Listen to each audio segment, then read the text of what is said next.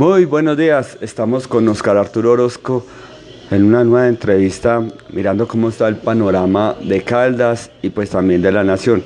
Oscar Arturo, muy buenos días, ¿cómo está?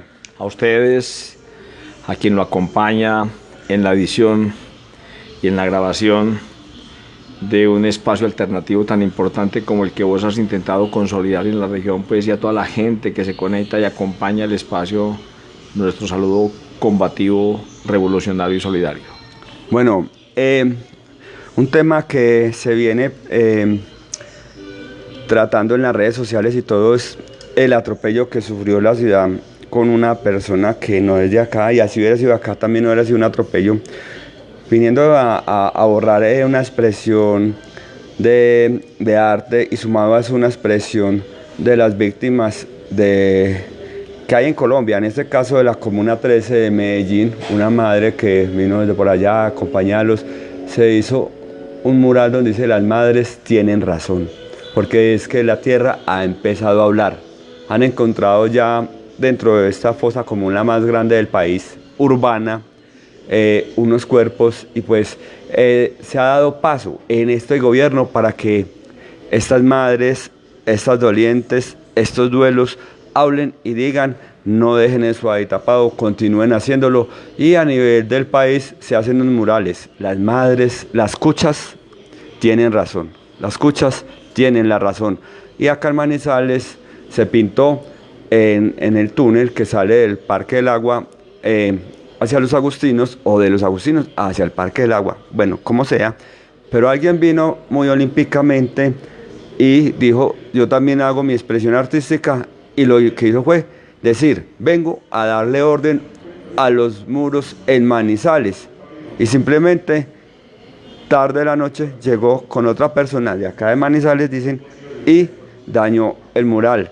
Esto, que más que el hecho en sí, que es lo que está plasmando a nivel del país, a nivel de nuestra sociedad. No nos podemos expresar, quieren tapar de pronto la memoria de estas madres, de estos duelos, de esas personas que aún no se ha clarificado qué les pasó, qué les sucedió, que ya no están y no aparecen. ¿Qué, digámoslo, qué análisis le hace usted a esa situación? Hay algunos sectores, entre ellos no solamente políticos y no solamente económicos. Hay unos medios de comunicación hegemónicos que han querido, de la mano de estos otros sectores, reconstruir la historia, pero para bien de una minoría que toda la vida se ha beneficiado del trabajo honrado de millones de colombianos y colombianas, de campesinos, de obreros, de hombres y mujeres que le entregaron todo el desarrollo del país. Eso hay que decirlo abiertamente. Lo que se presentó básicamente aquí fue un acto vandálico. Un tipo que está siendo investigado en Medellín por actos de corrupción, concejal electo del Centro Democrático, que se las picó de adalid y, repito, como un bandido, irrumpió en la ciudad en horas de la noche con el acompañamiento de los órganos de control del Estado, que fueron permisivos en este comportamiento. Gracias a que existe una gran cultura en la ciudad, no nos volcamos a confrontar este hecho barbárico de un individuo que termina negando una realidad. Álvaro Uribe Vélez ordenó en el 2002 la toma de la Comuna 13, un sector muy popular en Medellín, a sangre y fuego. Fue la orden que le dio a Marta Lucía Ramírez, ministra de Guerra en su momento. Y existen fotografías, existen videos, existen datos que demuestran claramente que los paramilitares acompañaron el proyecto. Decenas de jóvenes fueron sacados de manera violenta y fueron ajusticiados. Gustavo Petro, siendo congresista en el año 2004-2005, abrió el debate en el Congreso frente a este tema y lo callaron. Él presentó pruebas concretas de que habían situaciones reales, de hechos concretos que tenían que ver fundamentalmente con que en la escombrera habían depositado los cuerpos de decenas de jóvenes, lo que en algún momento se denominó la fosa a cielo abierto más grande de América Latina, incluso del mundo. Los gobiernos posteriores, los dos gobiernos de Uribe acallaron el tema, Juan Manuel Santos en sus dos gobiernos e Iván Duque, y pese al acuerdo que se firmó con las FARC en el 2016 que estableció una comisión de la verdad, una comisión que estableciera la realidad de esos hechos tan lamentables como otros tantos, los alcaldes en Medellín escondieron la posibilidad de avanzar en ese estudio. Federico Gutiérrez en su primera alcaldía ordenó no hacer más intervención en la escombrera. Pues la escombrera habló, la tierra habló, y por orden de la JEP, en este nuevo mandato constitucional, a propósito de esta presidencia, se retomó la revisión allí y se empezaron a hallar cuerpos. Lo que ha dicho Medicina Legal es que muchos de esos cuerpos fueron de personas que fueron ajusticiadas por allá en el 2004, 2005, 2006, o sea, habla de una época muy cercana a lo que fue básicamente la toma a sangre y fuego por orden de Uribe de ese sector popular. Acabaron con la vida de miles de jóvenes, el sueño y la ilusión seguramente de miles de madres, y acabaron con muchas familias. Eso no puede quedar en la impunidad, y por eso volveremos a acompañar a quienes desde Pinta Resiste y colectivos populares el domingo 9 de febrero desde las 9 de la mañana el Parque del Agua iniciará nuevamente con la pintada y los murales que haya que pintar, acompañamiento que brindará el movimiento sindical y social del departamento y la ciudad.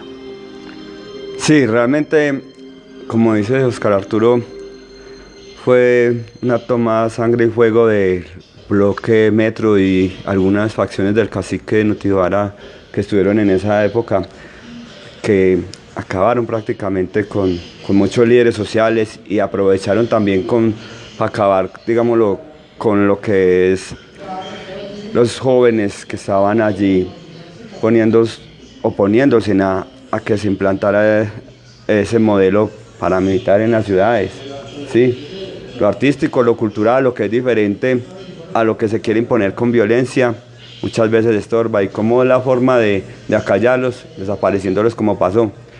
Causa mucho dolor lo que pasó allá, y lo que hace este señor no solamente lo que hizo acá, sino que también lo ha hecho que en Medellín y lo han querido hacer en otras ciudades, pero eso da pie a que se haga mucho más grande el mural, se hagan en otras partes, y como dicen por ahí los compañeros y las compañeras de Pinta Resiste, si hay que empapelar la ciudad, se empapela, pero no pueden acallar. Lo que está ahí es la memoria de esos jóvenes que ya no están, esas jóvenes, porque también hay mujeres que ya no están, de esas madres que también hay, es que no solamente fueron jóvenes, sino también personas adultas que ya no están, porque es que cuando usted es diferente, cuando usted es una persona que no está dentro del esquema o dentro del rótulo de lo que, entre comillas, permite la sociedad, muchas veces causa molestia y estorba, y esa es muchas veces la forma de acallar, digamos, esas expresiones distintas del ser humano, porque no podemos ser iguales cortados con una misma tijera.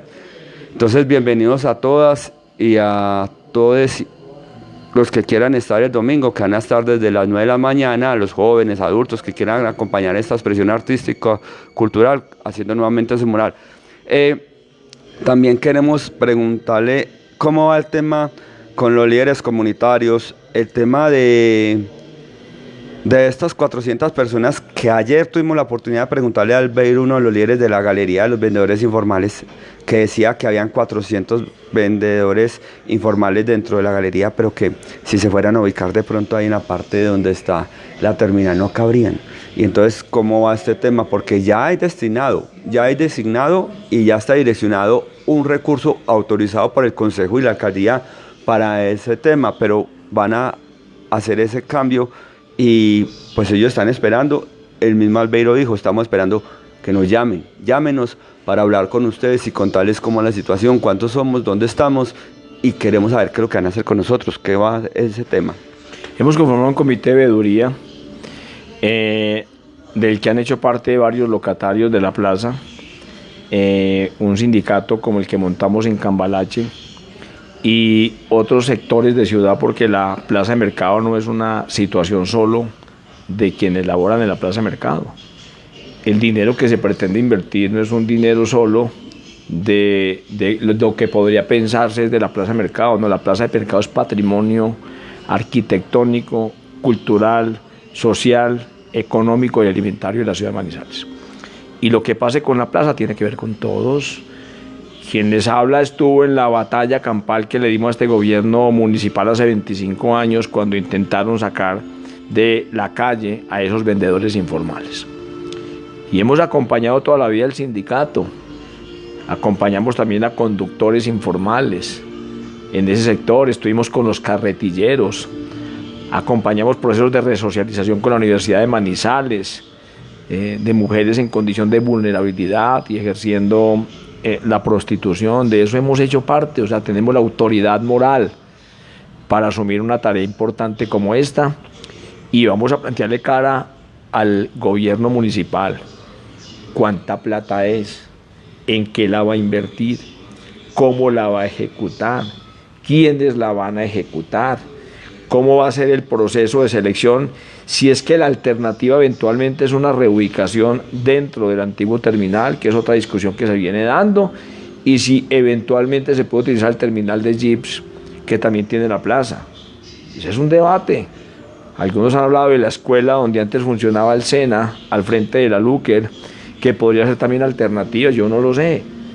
Pero eso no se puede dar solamente con una minoría, ese no puede ser el debate que se puede interpretar en ese proceso. Entonces, esa veeduría se volverá a reunir el lunes aquí a las 2 de la tarde para revisar temas puntualmente y queremos pues que sepan que en el trabajo que venimos haciendo estamos avanzando fundamentalmente en acciones de ciudad y compromisos de ciudad, que es lo que más nos interesa a todos nosotros. Bueno, Oscar Arturo, de presidente de Sintralecor Caldas, nos contaba pues acerca de esos temas como las antiguas instalaciones del SENA en la galería de Manizales, ahí frente a la terminal de GIS o la terminal rural.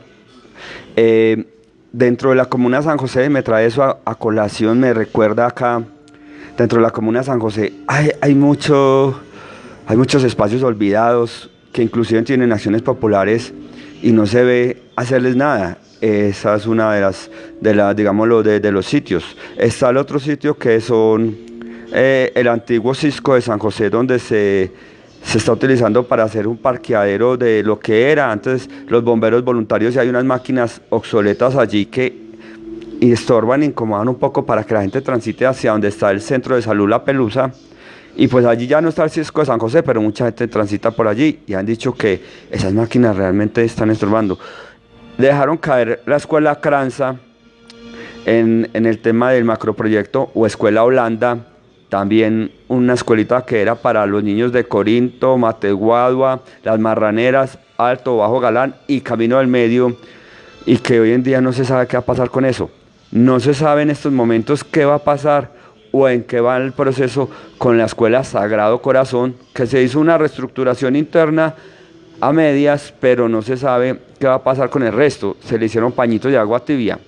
La escuela Jesús María Guingue, que tiene una acción popular por parte de Enrique Arbeláez Mutis, donde se decía que tenía que utilizarse este lote, porque ya no hay nada allí, para construir o entregarle a la comunidad algo de utilidad, ya sea deportivo, cultural o educativo, y no se sabe. Y el Alfonso López Pomarejo quedó en stand-by, y así lo estamos viendo hace mucho, y creo que va a quedar ahí como un monumento a que no se hizo nada. Entonces le estoy hablando de muchas cosas que hay dentro de la comuna, 4 o 5 que mencioné, 3 o 4 dentro de la comuna, y qué va a pasar. Ya vamos a mitad de gobierno, y qué va a pasar con estos espacios dentro de la comuna de San José, a 15 años del macroproyecto, y que no se sabe qué pasó. Macro desastre, hemos dicho nosotros. En su momento, el alcalde de la época y quienes le sucedieron, todos alcaldes muy amigos del cemento y la contratación, porque esta es una ciudad que no ha crecido en generación de empleo y es una ciudad que no ha resuelto un tema fundamental, que básicamente es la seguridad alimentaria. y que tiene que revisarlo puntualmente. La ciudad no puede seguir creciendo solamente en función de los call centers o los centros comerciales. El trabajo productivo que transforma la materia prima, que genera conocimiento, es un tema que la ciudad tiene que revisar. Y ese macro desastre de la mano de lo que ha sido el abuso que han cometido con la doble calzada y cómo han aislado la ciudad con tantos peajes a los que han venido sometiendo a quienes llegan o pretenden llegar a la misma, ha convertido a la ciudad y a la comunidad en gente muy resiliente, ¿cierto? Hoy hemos visto que la ciudad y básicamente el eje cafetero viene creciendo mucho hacia una población que se ha venido envejeciendo. Y las alternativas realmente para la juventud terminan siendo mínimas o inciertas. Temas que tendremos necesariamente que revisar y discutir de cara al futuro que queremos para la ciudad de Manizales. El macrodesastre fue un negocio. Quienes lo motivaron con un objetivo: convertir ese sector en un sector en el que se pudiera urbanizar y que fuera el sector financiero, el sector privado y de la construcción, el que pudiera desarrollar grandes edificaciones. Seguramente recuerden que ahí hubo terrenos comprados a 15, 20, 25, expropiados, millones de pesos, seguramente que se van a utilizar para construir edificios, para vender apartamentos a 500, 600 o 700 millones de pesos. Ese es un negocio, así se pensó. Fuimos incapaces como ciudad de defender ese sector, de defenderlo desde el punto de vista arquitectónico, desde el punto de vista social.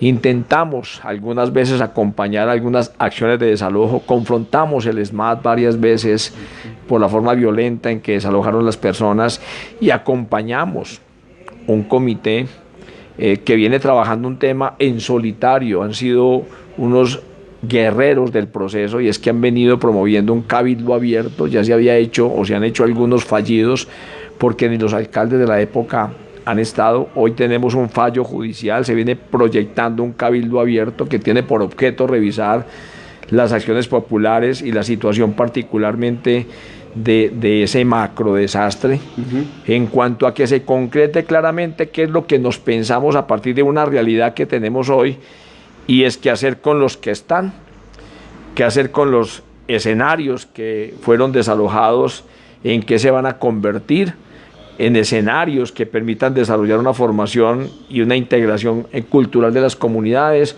o simplemente en lotes para construir edificios y vender apartamentos. Para eso es el cabildo. Esperamos acompañarlo y ojalá a partir de ahí darle un nuevo empuje a un acompañamiento de ciudad que permita recuperar el sector, que es parte de la discusión que venimos dando nosotros. Y es que queremos que pase en San José, una zona en condiciones de relieve que permiten hacer muchas cosas, construir para la comunidad muchas cosas, convertir el escenario en un escenario al que podamos llegar en la ciudad de Manizales a construir de conjunto y no solamente en apartamentos y en edificios para favorecer intereses del sector privado. Yo digo algo referente a ese tema, que vemos lo que es hoy en día la Baja Suiza frente a Home Center, que eran unas tierras de campesinos, y ya ahí fue donde nació la empresa de Renovación Urbana Erún, y desalojaron a los campesinos diciéndole que eran para utilizar los lotes para hacer vivienda de interés social para las personas de bajos recursos, y hoy en día vemos que son apartamentos de más de 350, 400 millones de pesos, y ya está transformado totalmente. ¿Qué dirán los que fueron dueños de eso si es que aún viven y pasan por ahí, o los hijos de los que fueron propietarios de los lotes si pasan por ahí?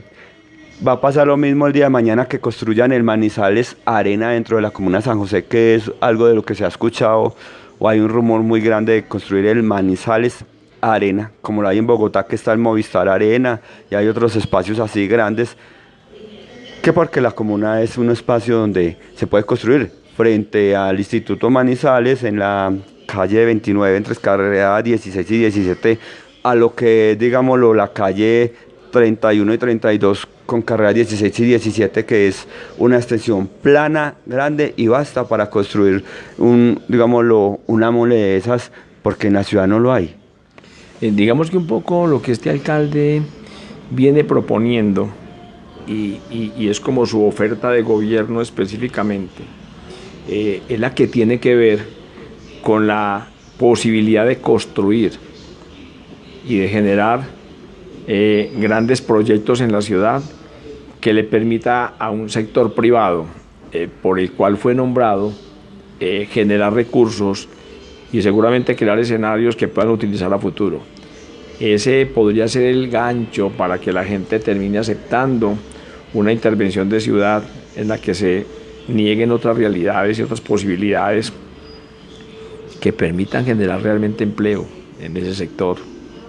Lo que vos has dicho del sector de Alta Suiza, yo estuve enfrentando con la comunidad los desalojos que se hicieron por allá desde la década del 90, en las acciones populares. Hicimos una asociación de vivienda, enfrentamos el proceso, nos metieron a la cárcel hasta que a la gente la sacaron. Yo vi situaciones de vida muy complicadas, donde hoy al frente de Home Center, cuando era un morro, hoy ya aplanado, habían viviendas de autoconstrucción de gente que vivía como en una finquita, ese era su espacio y su vida, y vi cómo lo sacaron y los trataron como delincuentes.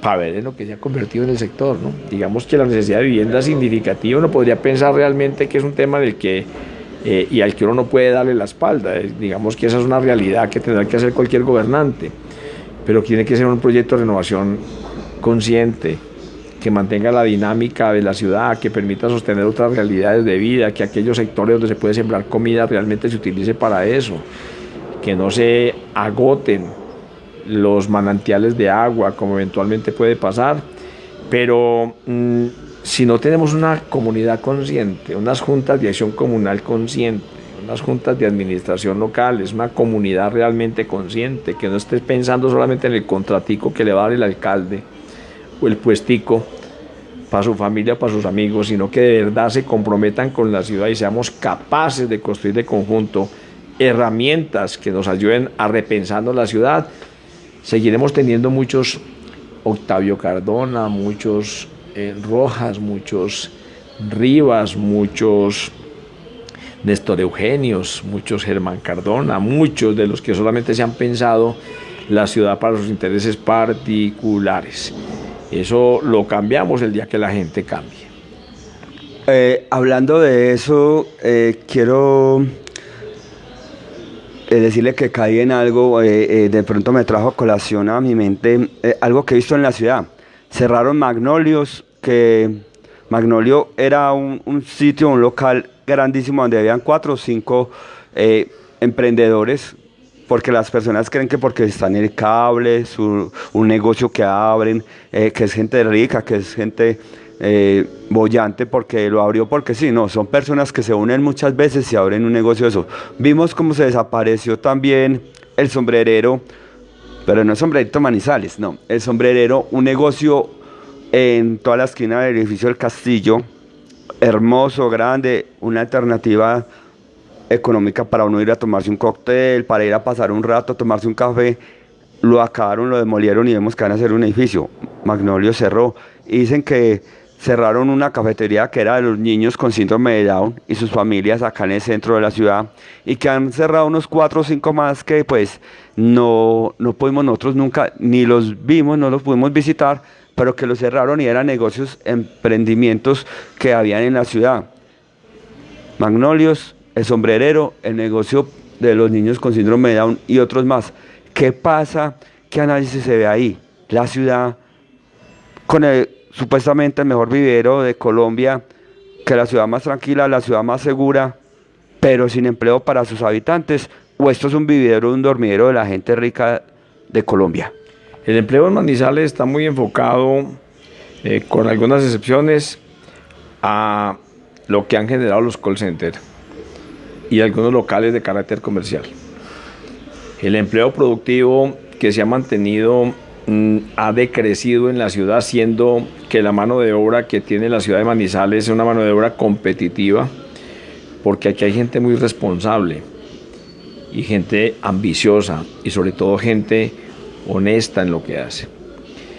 Pero no vemos una alianza público-privada que permita poner al Estado en función de trabajar por crear condiciones que permitan que el sector privado tenga garantías.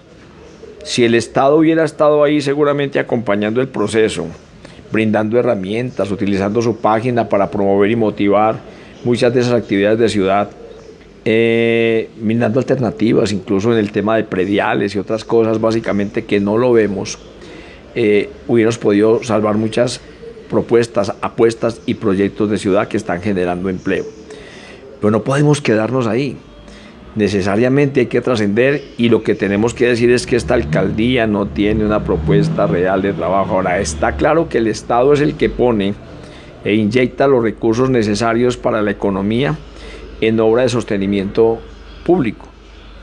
Pero también está claro, y eso hay que decirlo abiertamente, que los recursos no es que fluyan mucho. A veces son destinados para favorecer intereses muy particulares o focalizar el tema de la asignación de estos.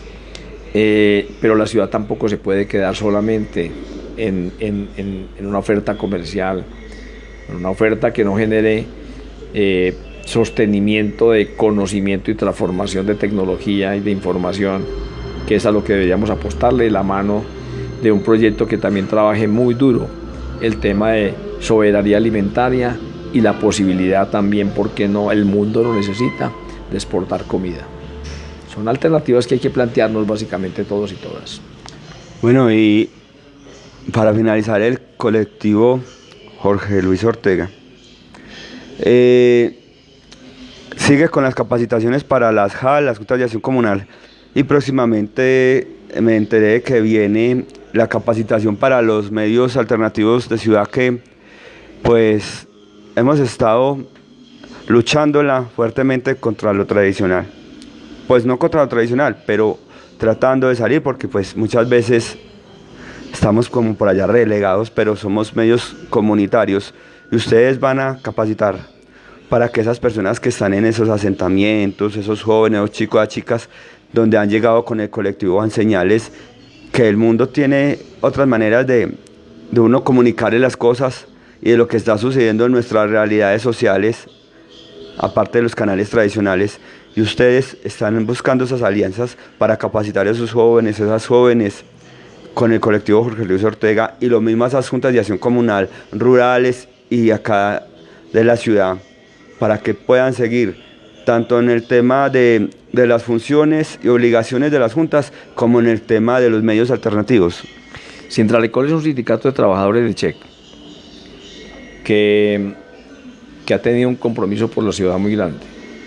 Yo creo que hemos acompañado la creación de no menos de 30 sindicatos y un número muy parecido de asociaciones y organizaciones de comunidad, de campesinos y de sectores informales. Los trabajadores de la CHE son conscientes de la labor que hace este sindicato, sin esperar ninguna retribución económica. Es más lo que invertimos que lo que recibimos, si uno hablara en términos de plata. La Corporación Jorge Ortega es una apuesta que hicimos hace 4 años para que un equipo de profesionales se dedicara a acompañar muchos temas de ciudad. Ese es un tema en el que hemos trabajado significativamente, y ahí tenemos algunas peticiones de algunos líderes sociales que nos han dicho que se quieren capacitar. Básicamente arranca una semana por la participación ciudadana que se enmarca además dentro de un proyecto jurídico y unas decisiones normativas muy importantes que permiten básicamente trabajar porque la gente se capacite. Estamos en ese proceso y esperamos presentar una alternativa para la ciudad este año que nos permita llegar a algunos sectores: servicios públicos, derechos fundamentales, mecanismos de participación, acciones populares, acciones de grupo. ¿Cómo entendemos la democracia participativa? ¿Eso con qué se come? ¿Para qué sirve? ¿Cómo entendemos la política como el arte de trabajar por la gente y no el arte de robar plata para ver cómo consigo a partir de venderle mentiras a las personas? Esa básicamente es la idea un poco que esperamos trabajar este año y mantener ojalá en el tiempo, si las condiciones de vida nos lo permiten. Finalmente, saludando a las personas que nos ven, que sabemos que tenemos muchos amigos y amigas en el asentamiento Samaria. Lo mismo en la comuna de San José, en el Camino del Medio, en otras partes de la ciudad, allí en el Bajo Villarjardín, donde ya pues prácticamente ellos van a tener ese reconocimiento como barrio. Esas luchas que se dan en estas comunidades, que muchas veces son invisibles para las personas de la ciudad y no saben de dónde nacieron, sino que se dan cuenta de la noticia que ya van a ser barrios legalizados y que van a obtener su nomenclatura. Tiene que llegar Aguas de Manizales a instalar tuberías para el alcantarillado, tiene que llegar INVAMA a iluminar las calles, la CHE con sus contadores, sus medidores a cada uno, y todo esto es una lucha que se dio también por parte del acompañamiento de los colectivos que están dentro de Sintralecol y Jorge Luis Ortega. Más allá de legalizar esos asentamientos, se trata de mirar la realidad con toda certeza y con toda madurez, con un criterio de fondo de qué pasa con la vivienda. Acabaron el INURBE. No existe en Manizales una institución que trabaje básicamente por las necesidades de casa propia que tienen las comunidades. La salud, la educación, el empleo, la vivienda, la vida, los servicios públicos son una obligación del Estado. Y aunque nadie está diciendo que nos regalen nada, están diciendo en el Estado es cree las condiciones para trabajar y para yo poder cumplir, pero bríndeme también alternativas para acceder a esas condiciones. 40 billones de pesos se robaron las EPS en los últimos años. No sé cuántos fallecidos fueron utilizados por muchas EPS para pasarlos como pacientes. Y no sé cuántas personas fallecidas fueron utilizadas para cobrar servicios de ambulancia, en dinero que las EPS utilizaron en favorecer intereses particulares. Campañas también. Políticas, una EPS en la que habían 2 hermanos de 2 expresidentes repartiéndose la torta. Y este gobierno plantea un debate y entonces la discusión grande es que la salud empeoró. No, la salud no empeoró. La salud tiene un debate profundo que es estructural, que este gobierno ha querido acabar, pero que el Congreso no ha querido acompañar. Y es girémosle la plata directamente a los hospitales, a las IPS, a los laboratorios, a los especialistas, a las droguerías. Que la EPS haga la gestión y cobre un porcentaje, pero que no se quede con la plata. Porque recibían toda la plata, montaban clínicas de garaje de ellos mismos, se facturaban, se cobraban ellos mismos por procedimientos que no ejecutaban y se taparon de plata. Esa es la realidad del sector. Y hay mucho político miserable y corrupto que se ha enriquecido con eso. Y son los que han levantado la mano en contra del proceso. La comunidad debería entender que lo que hay que acompañar es un proyecto de reforma estructural que permita que la plata realmente llegue donde tiene que llegar. Pero a veces la gente no quiere entender. En ese sentido, tengo que decir que los asentamientos, los proyectos de vivienda, claro, han sido acompañados por el sindicato y la corporación, y seguiremos con la gente mirando cómo brindamos ayuda y respaldo en ese sentido. Bueno, muchas gracias a Oscar Arturo Orozco, presidente de Sintralecol Caldas. Y pues seguiremos informándole. Recuerden el domingo, para las personas que quieran estar ahí en donde es el Parque del Agua, ¿sí? En el túnel, ahí desde las 9 de la mañana van a estar los colectivos nuevamente pintando el mural, y pues para que vayan, acompañen, si quieren llevan materiales. Y pues Pintar Resiste va a estar ahí en las páginas sociales también del Sombrerito Manizales y medios alternativos. Aquí la compañera también vamos a estar publicando las cuentas de ellos, de NX, también qué materiales son los que se necesitan, porque pues realmente no es tanto daño, digámoslo, al muro, lo que se hizo al mural, sino que es el mensaje que tiene de querer silenciar una realidad que aún está hoy en día viva y vigente, y que se está presentando en muchos territorios de Colombia. Nosotros estamos acá, digámoslo, en las ciudades, y eso no nos toca, o no nos ha tocado a muchos, digámoslo así, pero las personas que están en sitios apartados están volviendo a vivir esas problemáticas. Muchas gracias, Oscar Arturo. A ustedes siempre y nos veremos en la calle acompañando a la gente, como siempre. Bueno, hasta luego.